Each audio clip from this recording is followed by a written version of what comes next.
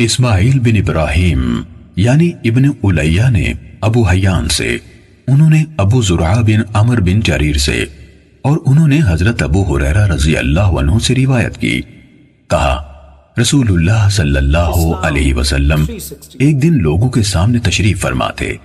ایک آدمی آپ صلی اللہ علیہ وسلم کے پاس آیا اور پوچھا، اے اللہ کے رسول، ایمان کیا ہے؟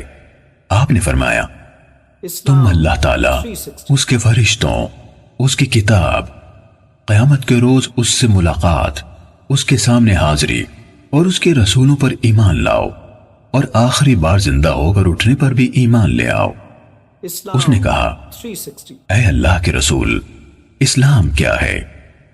آپ نے فرمایا، اسلام یہ ہے کہ اللہ تعالیٰ کی عبادت کرو، اس کے ساتھ کسی چیز کو شریک نہ ٹھہراؤ، لکھی یعنی فرض کی گئی نمازوں کی پابندی کرو، فرض کی گئی زکوٰۃ ادا کرو، اور رمضان کے روزے رکھو۔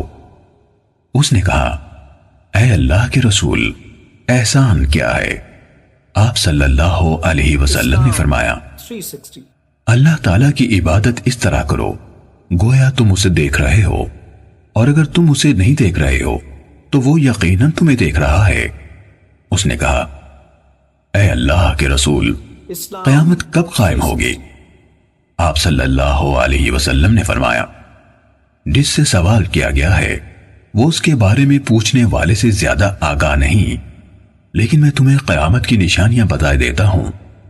جب لونڈی اپنا مالک جنے گی تو یہ اس کی نشانیوں میں سے ہے، اور جب ننگے بدن اور ننگے پاؤں والے لوگوں کے سردار بن جائیں گے تو یہ اس کی نشانیوں میں سے ہے، اور جب بھیڑ بکریاں چرانے والے اونچی اونچی عمارتیں بنانے میں ایک دوسرے سے مقابلہ کریں گے تو یہ اس کی علامات میں سے ہے۔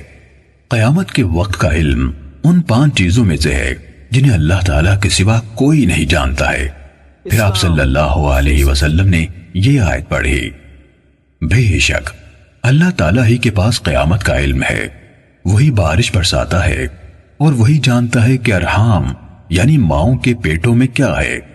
کوئی زیرو نہیں جانتا کہ وہ کل کیا کرے گا، نہ کسی متنفس کو یہ معلوم ہے کہ وہ زمین کے کس حصے میں فوت ہوگا۔ بلا شبہ اللہ تعالیٰ علم والا خبردار ہے۔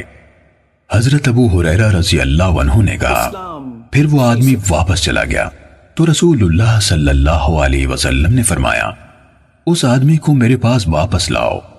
صحابہ کرام رضی اللہ عنہم اسے واپس لانے کے لیے بھاگ دوڑ کرنے لگے تو انہیں کچھ نظر نہ آیا۔ رسول اللہ صلی اللہ علیہ وسلم نے فرمایا، یہی جبرائیل علیہ السلام تھے جو لوگوں کو ان کا دین سکھانے آئے تھے۔ صحیح مسلم حدیث نمبر 97۔